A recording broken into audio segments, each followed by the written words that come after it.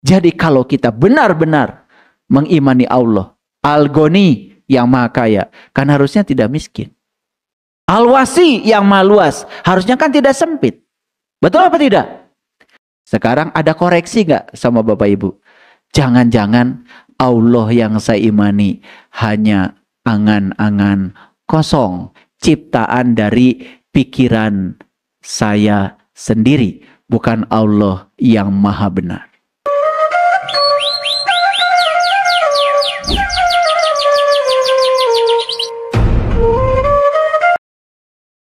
Bismillahirrahmanirrahim. Assalamualaikum warahmatullahi wabarakatuh. Salam sejahtera untuk kita semua. Om Swastiastu, Namo Buddhaya, salam kebajikan Sampurasun. Rahayu Sagung Dumadi. Pastikan dengan tekad yang kuat, kita semua selalu menjadi sumber kebahagiaan, sumber kedamaian, sumber keberkahan, sumber ketentraman, sumber cahaya, sumber energi positif bagi semua makhluk dimanapun mereka berada. Yakinkan semua makhluk, baik yang kelihatan maupun yang tidak kelihatan, di setiap ruang dan waktu, di semua tingkatan, senantiasa hidup berbahagia dan bebas dari segala bentuk penderitaan. Pada kesempatan yang lalu, saya pernah memberikan sebuah mantra yang isinya adalah janji pada diri sendiri. Kemanapun saya pergi, dimanapun saya berada, bertemu dengan siapapun, saya akan melakukan kebajikan sekecil apapun. Sudah melakukan itu? Sesuatu disebut kebajikan apabila di dalam yang kita lakukan itu ada kebijaksanaan, ada keadilan, ada keberanian, dan yang terpenting di dalamnya juga ada pengendalian diri. Baru disebut kebajikan. Kita bersyukur hari ini kita masih diberi kesempatan untuk bangun pagi, menyaksikan mentari pagi yang indah, merasakan semua sensasi dunia yang luar biasa, karena sejatinya hidup adalah merasakan kehidupan itu sendiri. Kita diberi panca indera, diberi raga dengan segala instrumennya, diberikan komponen-komponen untuk merasakan rasanya dunia ini, rasanya kehidupan ini. Mereka yang memandang dunia sebagai penjara, maka dia akan selamanya menjadi seorang tahanan. Tapi mereka yang memandang dunia ini sebagai sekolah, maka selamanya dia akan menjadi seorang pembelajar. Namanya pembelajar di sekolah kehidupan, pasti tidak mungkin belajar hal yang sama. Dulu kita sempat kuliah, pelajaran semester 1 berbeda dengan pelajaran semester 2. Pelajaran semester 2 berbeda dengan pelajaran semester 3. Jadi hanya mereka yang dungu, yang ingin terus-menerus belajar yang sama. Maka hidup itu adalah perubahan. Oleh karena itu, beruntunglah mereka yang terus tumbuh dan berkembang dalam hidupnya. Dan merugilah mereka yang hidupnya hanya menghabiskan waktu hanya untuk bertahan hidup. Sekarang ini ada dua kelompok manusia. Ada yang menghabiskan seluruh hidupnya untuk bertahan hidup, hanya untuk bertahan hidup saja, sudah setengah mati. Tapi ada kelompok manusia yang lebih beruntung lagi, karena mereka sudah mulai tumbuh, mulai berkembang. Ingat ya, sukses itu tidak pernah dibangun oleh kenyamanan. Dan sukses itu pasti dibangun oleh ketidaknyamanan. Masih ingat ilustrasi saya tentang biji mangga? Untuk menumbuhkan dahan, untuk menumbuhkan pohon mangga, maka yang terjadi adalah biji mangga mengalami keretakan, kerusakan. Dan yang pertama keluar dari biji mangga bukan dahan, bukan pohon, tetapi akar. Coba perhatikan. Ada ajaran tantra yang luar biasa. Akar itu tidak pernah tumbuh di tempat terang, tapi akar itu selalu tumbuh di tempat gelap. Bahkan nyaris pertumbuhan akar itu tidak kelihatan. Dan ciri pohon itu bagus, pohon itu akan tumbuh ke atas dengan bagus kalau pertumbuhan akarnya juga bagus. Jadi pohon itu tumbuh di dua alam. Bagian dari akarnya ke bawah tumbuh di tempat gelap, nyaris tidak kelihatan. Tapi bagian dari pohonnya, dahannya, rantingnya, daunnya, dan buah yang siap dipanen, itu kelihatan di permukaan. Dan kita harus sadar, tidak mungkin ada pertumbuhan ke atas kalau tidak ada pertumbuhan ke bawah. Jadi tumbuh dulu ke tempat gelap, baru kita akan melihat hasilnya di tempat terang. Hidup kita seperti itu. Cuman saat kita harus tumbuh di tempat gelap, kita tidak siap. Ingatnya langsung ditumbuh di tempat terang. Betul nggak Bapak Ibu? Untuk sukses itu harus ada ketidaknyamanan dulu. Ada fase-fase kita melewati ketidaknyamanan. Orang yang sekolah tinggi sampai S3, pastikan mereka pernah mengalami ketidaknyamanan, memaksa diri untuk disiplin belajar. Dan yang mengantarkan mereka sekolah tinggi itu adalah ketidaknyamanan itu. Dan dia berani untuk melawan ketidaknyamanan itu, maka sukses. Jadi tidak mungkin kita bisa melihat pertumbuhan di tempat terang kalau tidak ada pertumbuhan di tempat gelap. Jadi Bapak Ibu yang hari ini sedang mengalami peristiwa-peristiwa yang tidak diinginkan, datang bertubi-tubi, tenang aja. Itu kan sebetulnya alam semesta sedang menumbuhkan akar kita. Dan kalau kita sabar, nanti juga akan kelihatan tuh batangnya, tunasnya mulai tumbuh ke atas. Dan biji mangga yang sama itu mulai bisa kita panen setelah kurun waktu tertentu. Yang penting apa? Yang penting tidak usah berpikir bergerak cepat, tapi berpikir bergerak maju, itu aja. Ada nggak orang yang menanam biji mangga sore ini, besok panen? Gak ada kan? Itu sudah cukup pelajaran. Tumbuh dulu ke tempat gelap, sampai bisa mandiri, bisa makan sari-sari pati dari tanah. Lalu tumbuh tunas. Dan karena akarnya bagus, tunas terus membesar, bahkan menjadi pohon yang besar. Dan setelah beberapa tahun, kita baru bisa melihat biji mangga yang sama. Jadi jangan mimpi hidup. Jangan terjebak oleh angan-angan kosong. Banyak yang belajar spiritual, hari ini baru mengawali belajar, besok langsung ingin jadi orang sukses. Ini saya kasih tahu ya hukum alam. Yang bergerak cepat, yang datang cepat, biasanya perginya juga cepat. Karena itu tidak alami. Semesta ini mengajarkan pertumbuhan yang alami.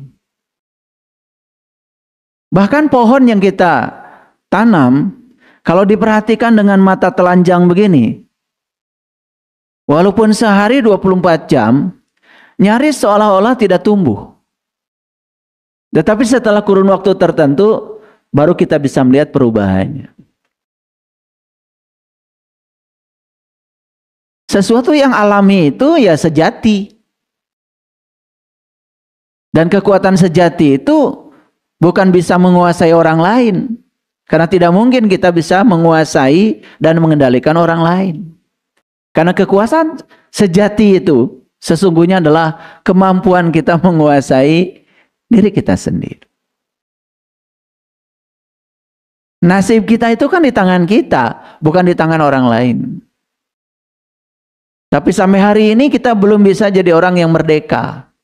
Untuk bahagia saja harus mengkondisikan situasi eksternal seperti yang kita mau.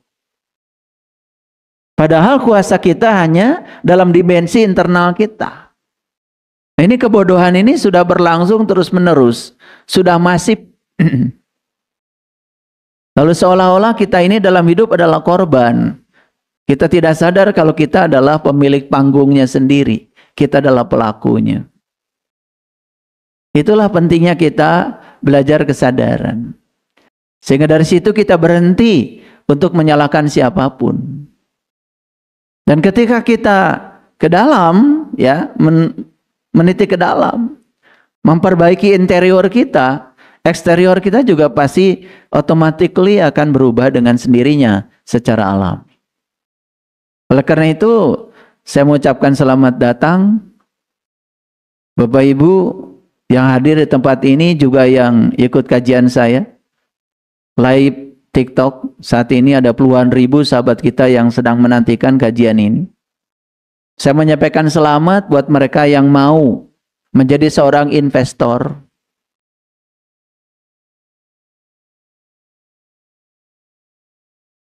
Meluangkan waktu sejenak untuk refleksi diri, belajar kesadaran. Karena proses refleksi dan evaluasi itu penting. Kita akan terus-menerus mengulang kesalahan yang sama dan menghasilkan hasil yang sama kalau kita tidak mau refleksi, tidak mau evaluasi. Karena kita merasa sudah rutin melakukan sesuatu, malah justru membuat kita jadi sombong. Itu yang dikatakan Sayyidina Ali. Penyakit orang alim itu adalah sombong. Merasa sholatnya sudah tepat waktu, merasa sholatnya sudah berjamaah. Padahal tidak disadari. Sholatnya juga hanya mengikuti kebanyakan orang. Sholatnya juga tidak mengingat Tuhan.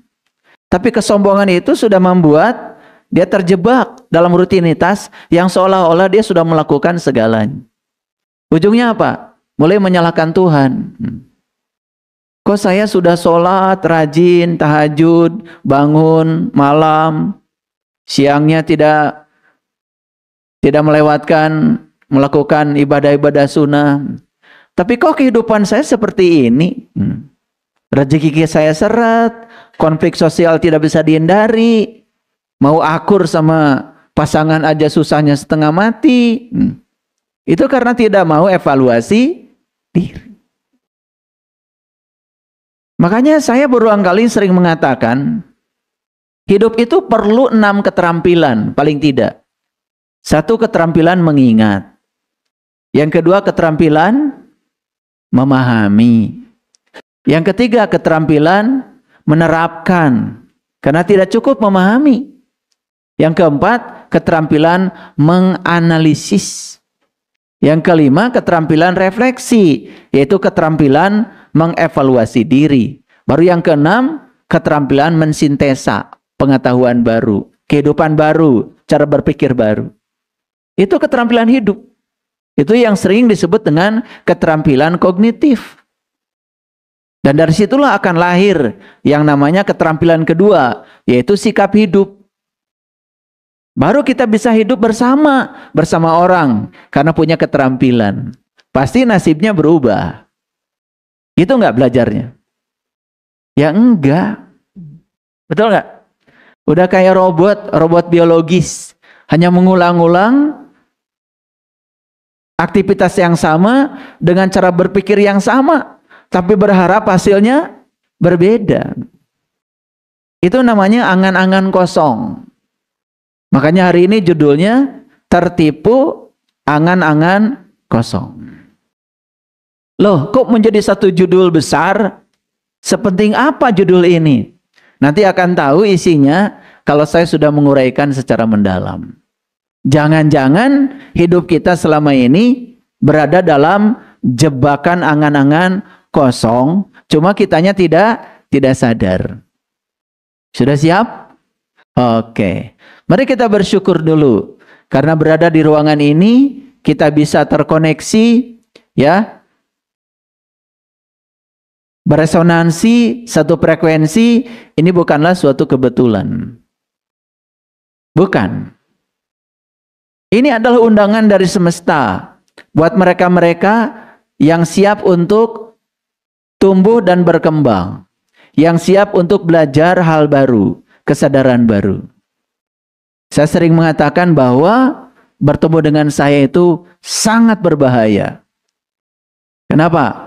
Karena jadi sadar, itu bahayanya. Karena hari ini, selama 2 jam ke depan, saya akan coba hipnoterapi. Saya coba memasukkan program-program baru untuk mengganti program-program lama yang sudah usang, keyakinan-keyakinan lama yang sudah tidak berguna lagi, yang membuat hidup kita terus-menerus berada dalam siklus penderitaan, dan kita harus berani untuk mengubahnya kalau hidup kita ingin tumbuh dan berkembang. Mari kita puji Allah bersama-sama membaca hamdalah. Alhamdulillahirabbil alamin. Mari kita sadari kehadirannya karena dia senantiasa menemani kita, bersama kita. Dia tidak pernah tertidur, tidak pernah terkantuk, senantiasa mengurus, mengatur segala kebutuhan kita. Dia menjaga dari segala keinginan kita, karena belum tentu yang kita inginkan itu adalah yang terbaik bagi kita. Oleh karena itu kita mohon ridhonya, mohon berkahnya, seraya membaca basmalah. Bismillahirrahmanirrahim.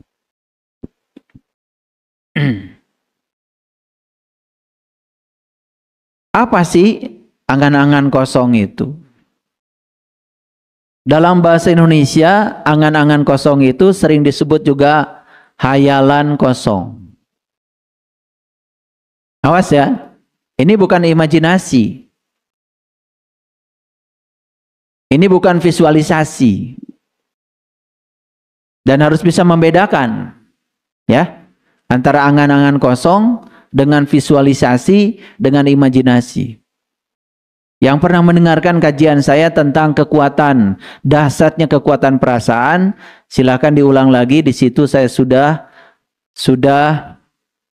menjelaskan secara cermat dan detail tentang kekuatan visualisasi, imajinasi untuk mencipta.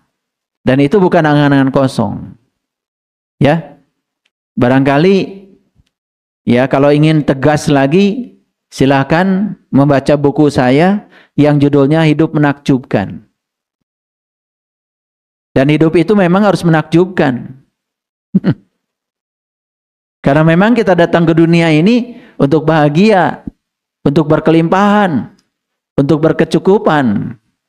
Dan kalau dalam kehidupan ini banyak kesulitan, banyak kesusahan, itu sebetulnya hanya alarm bahwa ada jalan hidup kita yang kurang tepat dan itu harus dievaluasi. Itu aja sebetulnya.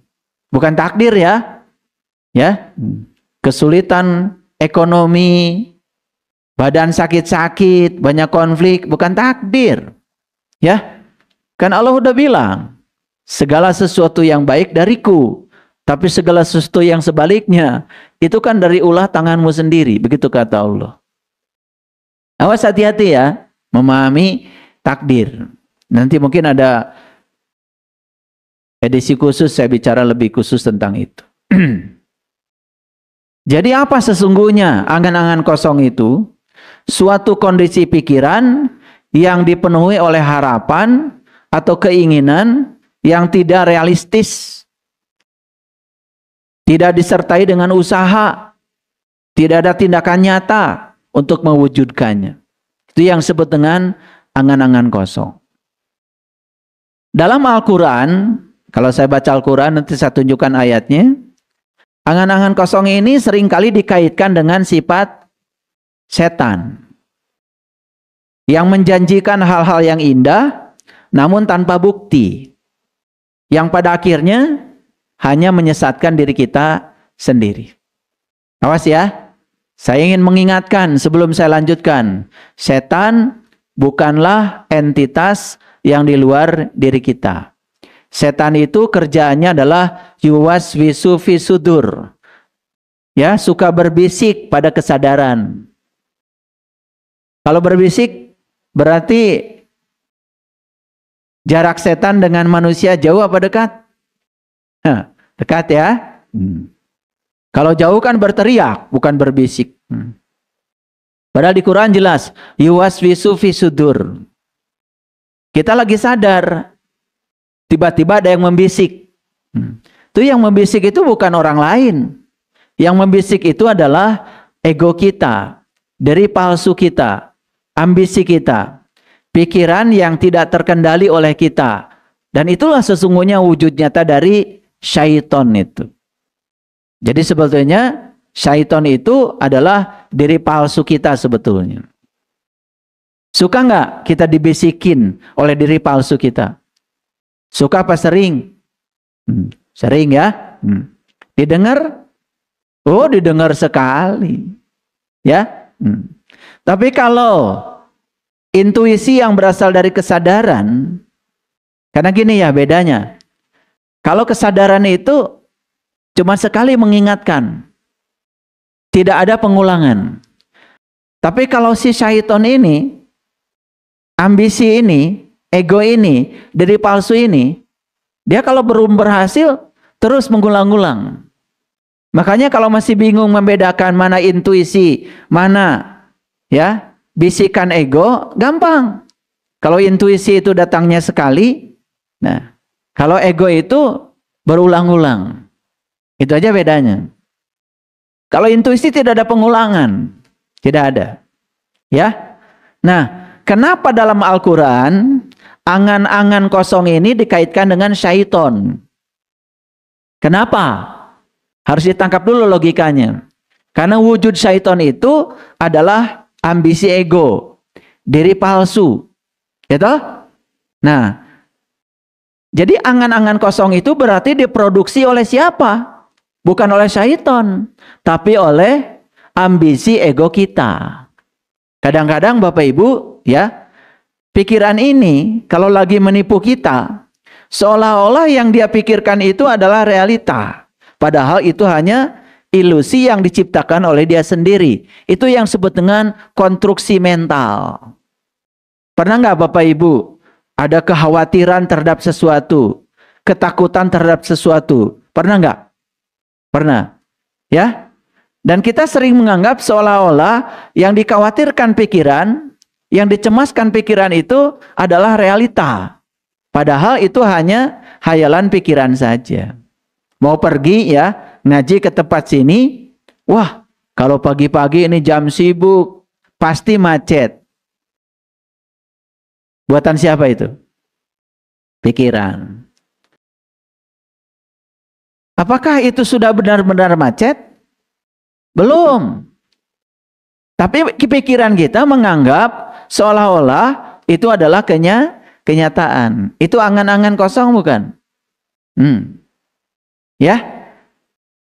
Gampang ya membacanya. Oke.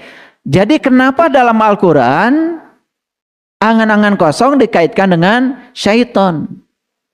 Karena syaiton itu adalah diri palsu kita yang setiap saat selalu memproduksi konstruksi mental, ya, konstruksi pikiran, ilusi pikiran yang seolah-olah itu dianggap sebagai kenyataan.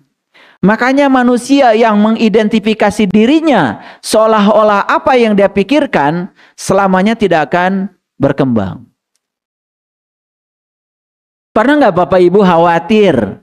Aduh, kalau saya melakukan ini, saya khawatir dibicarakan oleh orang lain.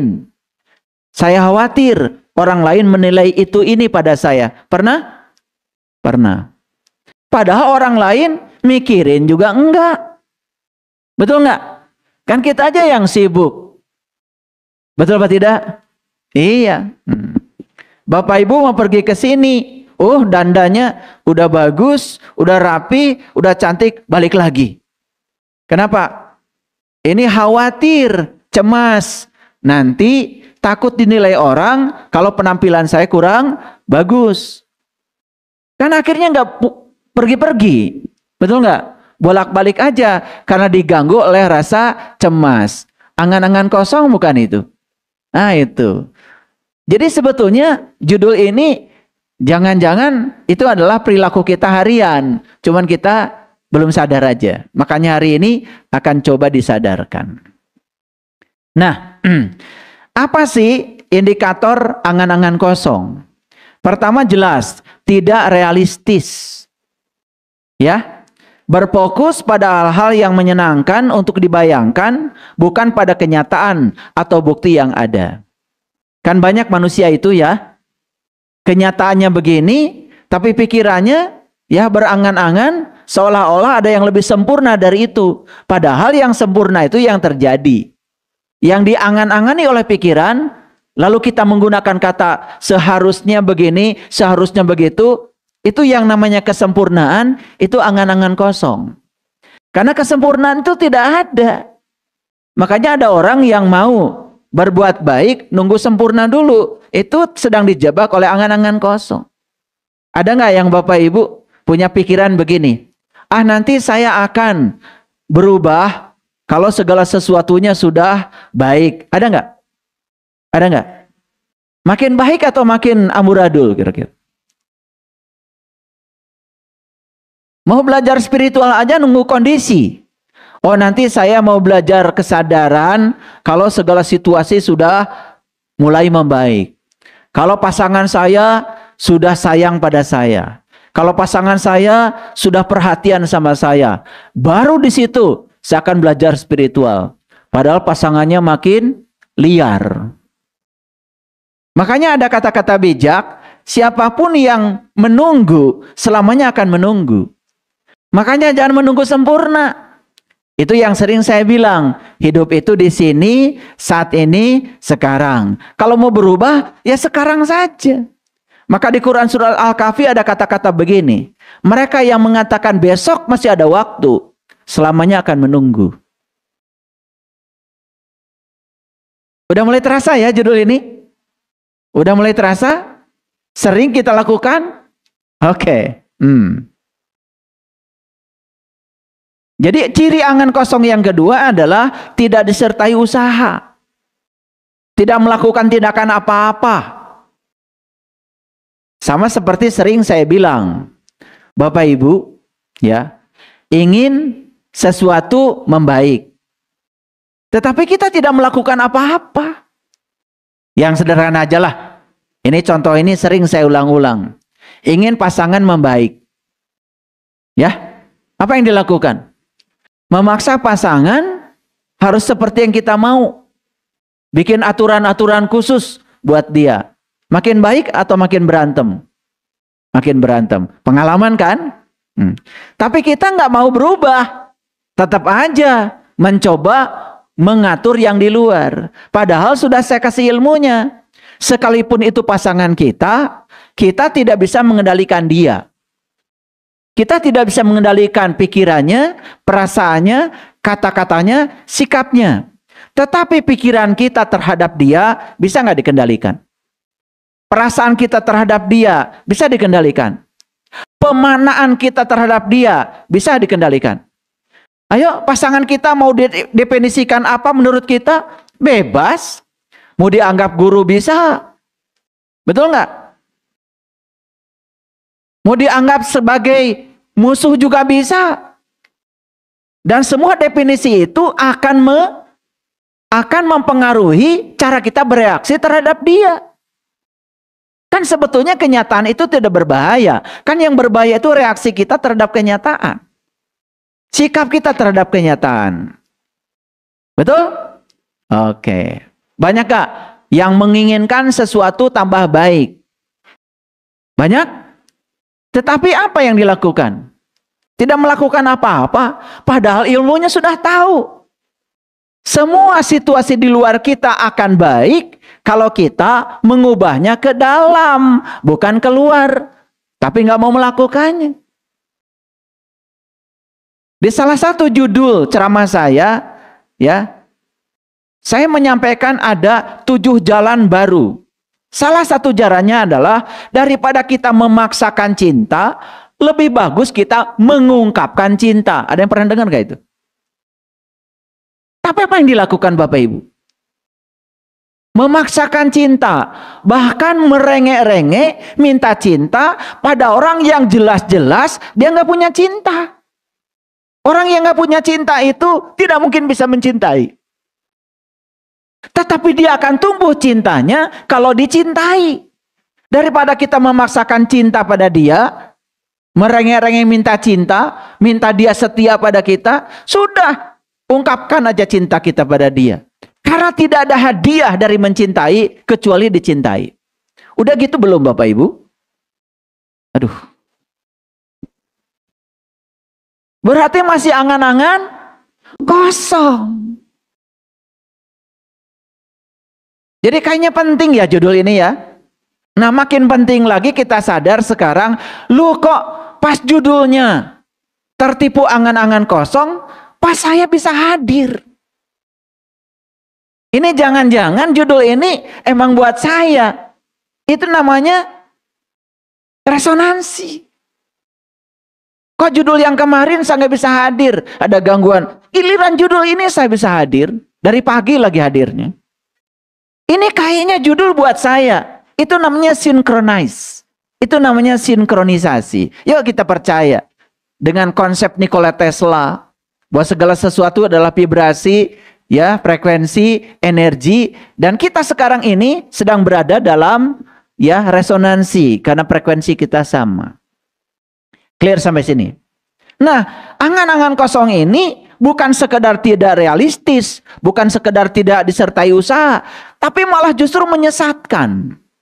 Menyesatkan berarti apa? Menjauhkan diri kita dari jalan yang benar. Sehingga kita terlena dengan janji-janji palsu. Bapak Ibu, mohon maaf ya. Hidup itu kapan? Pinter ya. Kapan? Sekarang. Ya. Tapi banyakkah di antara kita yang lebih percaya pada janji-janji masa depan? Lalu melupakan saat ini. Ada nggak? Kayaknya semuanya deh. Betul nggak? Karena ada yang mengatakan begini. Mohon maaf ya. Dunia itu bukan buat orang beriman. Orang beriman mah nanti. Di sana. Dunia buat orang kafir. Gitu. Belangsak gak? Padahal di Quran tidak ada pernyataan itu. Itu angan-angan kosong.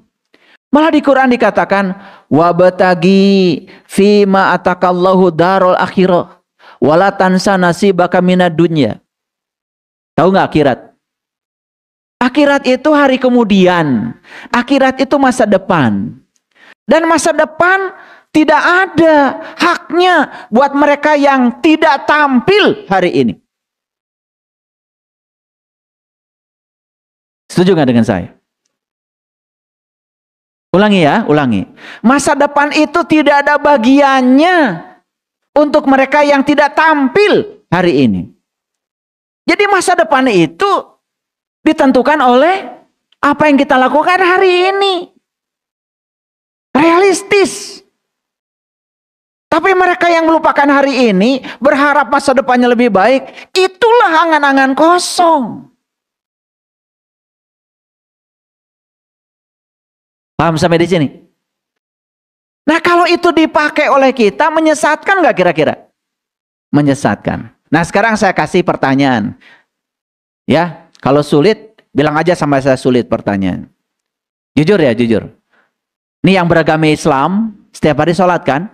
Oke, jujur ya, jujur. Tapi harus jujur ya jawabnya. Itu sholat itu untuk nanti atau untuk sekarang?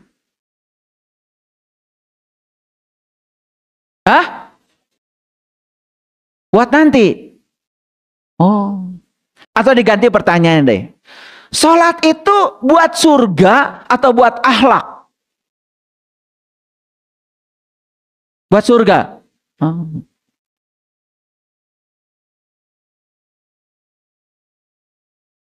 Padahal Nabi Muhammad udah jelas. Innama bu'istu liutamima makarimal akhlak. Aku diutus ke dunia ini untuk memperbaiki akhlak. Supaya akhlak kalian itu karim. Mulia. Kayak saya namanya Saiful Karim. Kan makarimal akhlak itu ada kata karim di situ. Jadi saya malu kalau namanya Karim, tapi saya tidak mulia. Karena itu doa dari bapak saya, dari leluhur saya.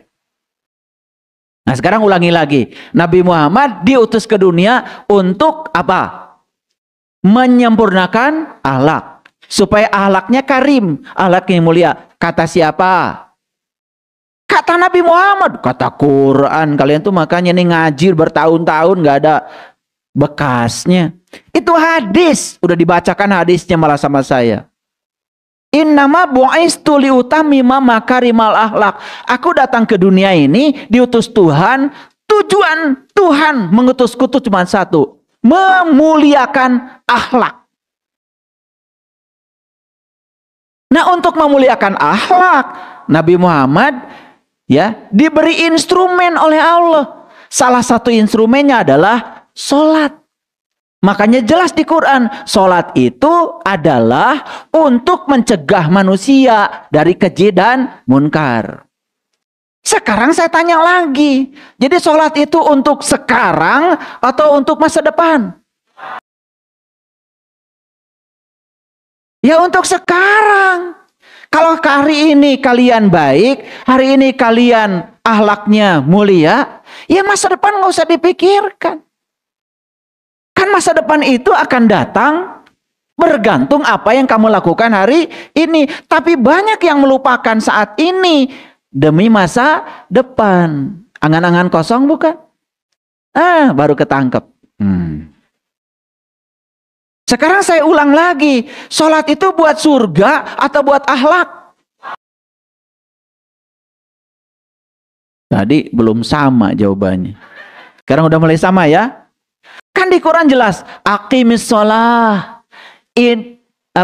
Aqimis sholah. Inna sholah tanha anil fahsya wal munkar. Jelas sekali tidak saya menemukan satu ayat pun di Quran, dirikanlah sholat supaya kau masuk surga. Gak ada. Dirikanlah sholat supaya kamu bebas dari perbuatan keji dan munkar. Bebas dari perbuatan keji dan munkar. Akhlak bukan? Akhlak mulia bukan? Itu tujuan sholat. Jadi tujuan sholat itu sekarang atau besok? Sekarang.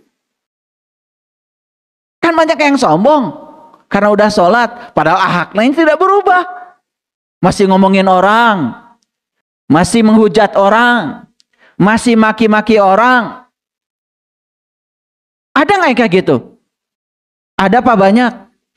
Karena dia terjebak angan-angan kosong. Seolah-olah sholat itu buat surga, buat pahala. Padahal nggak ada di ayat. Ayatnya jelas. Aqimis sholah inna sholah tanha anil pasawal munkar. Jadi harusnya Bapak Ibu memeriksa nggak? Apakah saya sudah bebas dari perbuatan keji dan munkar? Memeriksa gitu nggak? Enggak. Malah jadi sombong. Seolah-olah punya tabungan di masa depan. Padahal sekarang akhlaknya ambu radul.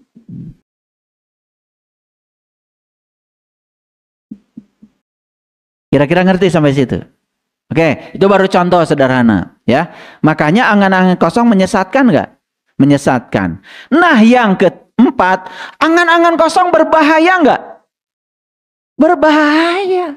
Menimbulkan kelalaian, menimbulkan penderitaan, menimbulkan penyesalan di kemudian hari. Coba orang yang punya pandangan, bagian kita bukan di sini, bagian kita mah nanti. Padahal nanti itu kan belum tiba. Katanya hidup itu di sini, saat ini sekarang. Akibatnya apa? Sekarang nggak kebagian, apalagi nanti.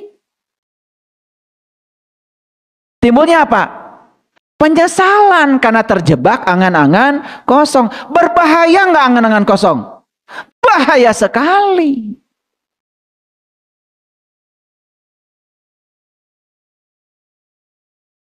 Makanya muncullah orang-orang yang sombong, padahal dia itu sedang berada dalam angan-angan kosong.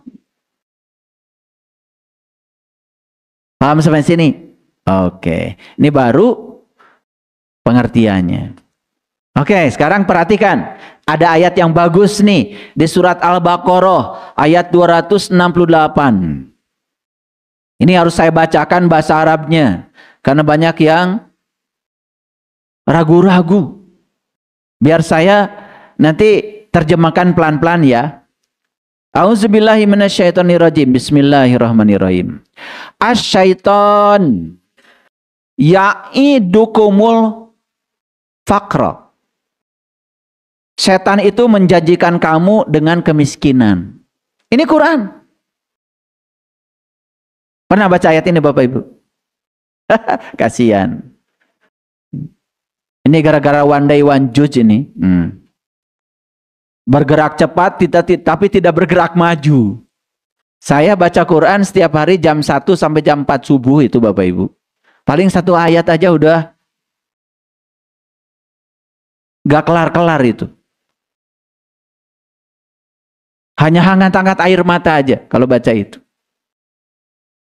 Gak bisa saya baca banyak-banyak. Makanya di dalam kitabnya Fihi Ma Fihi itu dijelaskan bahwa kitab suci ini seperti bawang merah. Dikupas luarnya, ada lagi. Kupas lagi, ada lagi. Kupas lagi, ada lagi. Dan yang terakhir, kalau ibu-ibu ngupas bawang merah, yang terakhirnya kan cuma air mata. Betul nggak? Iya. Yang terakhir kita memasuki kekosongan. Sampai kita tidak merasa apa-apa. Tidak merasa tahu apa-apa. Makanya orang yang tinggi ilmunya, semakin dalam dia belajar, dia semakin tidak tahu apa-apa.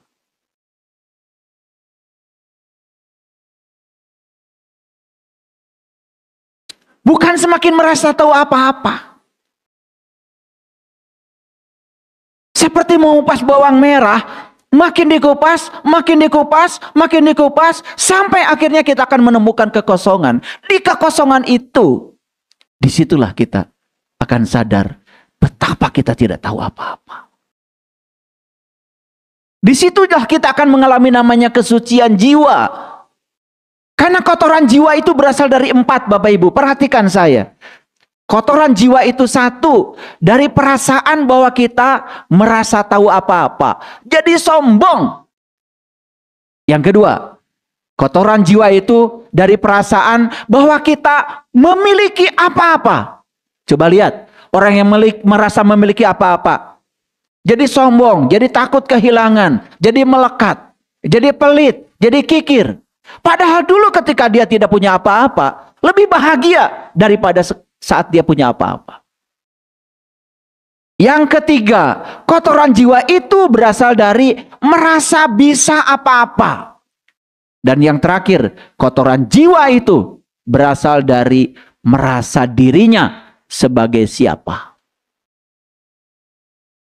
Merasa dirinya paling ulama, merasa dirinya paling alim, merasa dirinya paling tahu segala, merasa dirinya paling soleh, lalu merendahkan orang lain.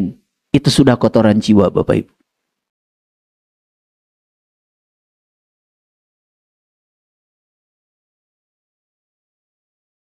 Jadi Quran surat Al-Baqarah ini mengatakan bahwa asyaiton ya'idukumul faqra. Fakir. Setan itu menjanjikan kamu dengan kemiskinan. Mau kerja? Ya, bilang dari dalam, capek. Padahal pengen uang banyak. Pernah nggak begitu Bapak Ibu? Mau bisnis? Takut rugi. Padahal pengen untung banyak. Siapa yang sedang berbisik itu? Benar nggak kalau setan itu menjanjikan kemiskinan? Benar nggak Bapak Ibu? Jadi kalau hari ini kita miskin, berarti yang kita ikuti Allah apa setan? Nah, itu jawabannya. Harus dijelaskan begini baru sadar. Saya itu saking sayangnya pada umat nih, ingin berbagi Bapak Ibu. Saya bikin pelatihan hidup menakjubkan. Saya bikin pelatihan dirindukan uang. Saya bikin pelatihan bagaimana hebatnya pikiran dan perasaan. Saya menulis buku titian kesadaran. Saya menulis buku hidup menakjubkan. Saya ingin berbagi. Karena kemiskinan itu bukan dari Allah. Kemiskinan itu dari setan. Karena kita tidak mau keluar dari segala batasan-batasan yang membatasi kita. Bapak Ibu perhatikan saya. Pernah nggak Bapak Ibu membatasi pikiran? Wah, itu tidak mampu bagi saya. Oh, saya tidak lebih berbakat dari orang lain. Dan kita mengatakan seolah-olah semua orang-orang yang kaya, sukses di dunia ini karena mereka lebih berbakat daripada saya. Karena mereka lebih diperhatikan Allah daripada saya. Karena mereka lebih beruntung dari saya. Itu pikiran palsu bukan Bapak Ibu? Buatan siapa? Tapi sadar nggak Bapak Ibu? Coba sekarang pikirkan. Allah yang maha adil pasti ngasih kesempatan yang sama. Pasti ngasih kebahagiaan yang sama. Waktu kita juga sama semua 24 jam. Mereka yang sukses tidak punya waktu lebih banyak dari kita. Tapi mereka menggunakan waktunya benar-benar untuk mengarahkan mereka kepada kesuksesan itu. Sadar nggak Bapak Ibu? Sadar sekarang? Kemarin saya kasih judul khusus memperkuat interior diri. Saya mampu, saya bisa. Saya bisa menghadapi semua rintangan itu. Saya pasti kuat. Ayo Bapak Ibu keluar dari situ. Itu batasan-batasan itu yang membatasi kita. Ternyata bukan dari Allah. Allah tuh al-wasi, dia maha luas. Yang menyempitkan kita itu adalah diri palsu kita yang bernama syaitan. Cuman sayang, kita ngaji bertahun-tahun. Kalau bicara tentang setan, pasti entitas lain yang suka mengganggu kita. Padahal yang membuat kamu tadi malam tidak bangun tidur, kan kamu. Tuhan bilang, dingin. Cuma gitu aja. Gak banyak kata-katanya. Tuhan bilang, ngantuk. Gitu aja kan? Gitu kan? Siapa yang bilang dingin? Siapa? Ayo jujur. Siapa yang bilang ngantuk? Siapa? Mau belajar? Sudah nyalakan lampu, sudah ada kursi, bukunya sudah terbuka, baru buka, ngantuk. Nanti aja. Terus mau kapan? Yuk kita jujur ya. Jadi jangan-jangan setiap hari itu kita sibuk hanya dengan angan-angan kosong kita sendiri, berharap berubah, berharap masa depan lebih baik. Ini saya bongkar hari ini rahasianya. Ulangi Bapak Ibu. Asyaiton ya'idukumul faqra. Setan menjanjikan kamu dengan kemiskinan. Jadi miskin berasal dari siapa? Setan. Batasan-batasan yang diciptakan di pikiran kita berasal dari siapa? Setan. Siapa setan? makin jelas. Pakai kerudung, di kacamata, pakai batik lagi. Paham sekarang? Aduh. Ini saya buka ya kesadarannya. Yuk lanjutkan. Ya, wa ya'murukum bil fahsya, dan menyuruh kepada fahsya. Kan sholat itu tadi saya jelaskan. Aqimis sholah, inna sholat anil fasa wal munkar. Fasa itu jahat, fasa itu keji. Dan semua yang keji, tidak berperasaan, yang jahat, yang merendahkan, yang menghina, yang menghujat. Jelas kata ayat ini. Itu semua berasal dari syaitan. Ulangi lagi. Syaitan wujud nyatanya apa Bapak Ibu? Pikiran yang tidak terkendali. Dan saat kita tidak dikendalikan oleh pikiran, kita telah menjadi diri palsu. Makanya saat pikiran ini menguasai kita, tidak kita kuasai, maka kita langsung berubah menjadi rahwana. Makanya cerita Rahwana. Apa itu Rahwana? Dia yang mencuri Dewi Sinta. Siapa Sinta? Sinta itu kesadaran. Siapa Rama? Rama itu diri kita. Rama ini kehilangan Sinta, dicuri oleh Rahwana. Banyak manusia yang kehilangan kesadaran. Kenapa? Dicuri oleh diri palsunya. Makanya Rahwana disebut si dasa muka, si banyak wajah. Makanya lihat ya, orang yang dikendalikan oleh pikiran hidupnya, banyak wajahnya. Munafik. Berpura-pura bahagia padahal hancur.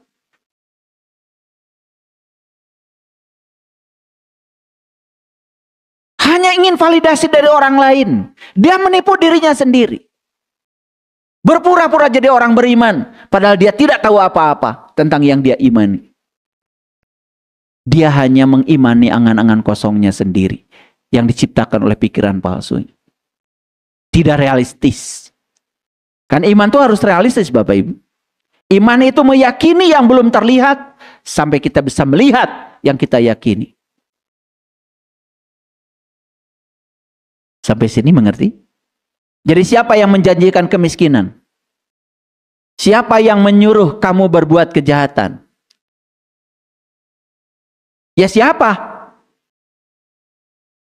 Setan. Siapa? Nah itu yang benar. Kalau nggak ditanya begitu kita nggak ngerti-ngerti. Selalu pihak lain.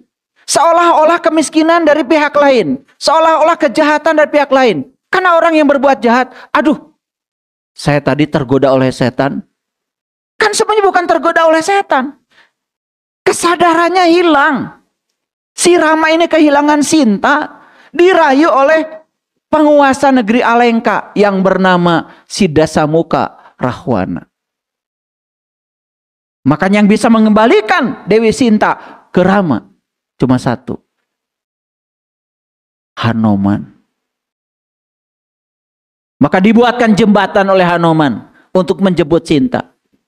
Dalam tradisi Islam, jembatan itulah yang disebut dengan Shiratal Mustaqim, jalan yang lurus. Dan Hanoman itu simbolisasi dari orang yang bisa membebaskan kita dari diri palsu itu. Sehingga kita menemukan kesadaran, menemukan diri sejati kita. Itu yang disebut dengan para guru-guru suci. Orang yang berkesadaran. Kalian pergi ke Bali, nonton tari kecak, cerita Ramayana, pulang dari sana ditanya, nonton apa di sana? Tari kecak. Apa ceritanya?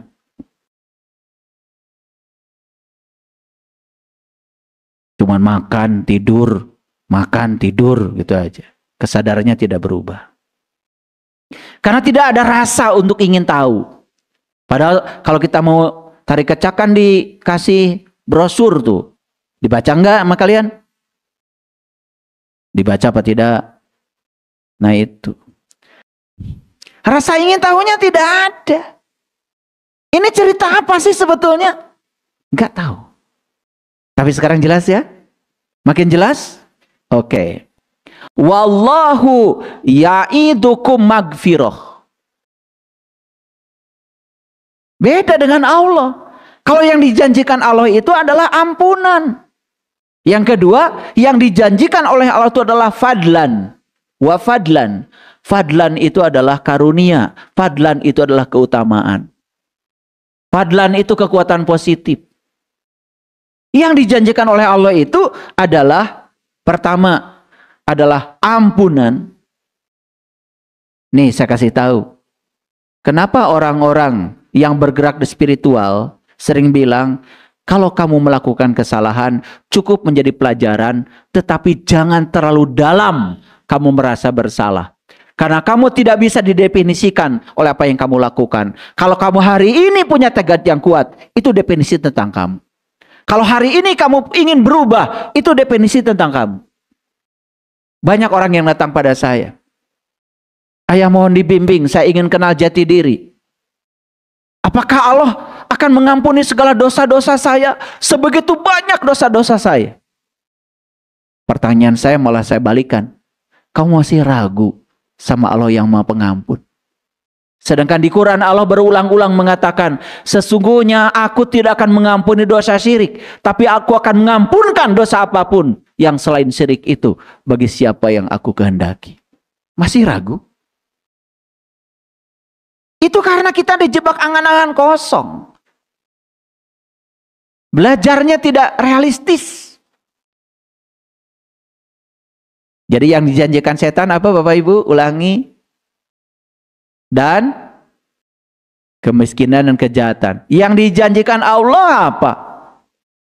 Ampunan dan keutamaan. Hebat ya? Apa yang namanya fadlan? Perhatikan saya. Satu-satunya golongan umat di semesta ini yang dijanjikan fadlan, keutamaan di Quran, hanya satu golongan. Nama golongan itu adalah Bani Israel. Maka di Quran ada kata-kata begini, ya Bani Israel, uzkuru nikmati Allah alaikum wa anni faddaltukum alal alamin. Ingat ya Bapak Ibu. Ini Quran. Hai Bani Israel, terjemahkan. Hai orang-orang yang berjalan menuju Tuhan, itu terjemahannya. Ingatlah akan nikmat yang sudah aku berikan kepadamu. Dan aku berikan kamu fadlan, keutamaan dibandingkan umat yang lain. Bani Israel itu adalah siapa saja mereka yang mau berjalan bersama Tuhan, yang mau berjalan menuju Tuhan. Masuk akal nggak kalau diunggulkan? Mau nggak Bapak Ibu jadi Bani Israel? Iya.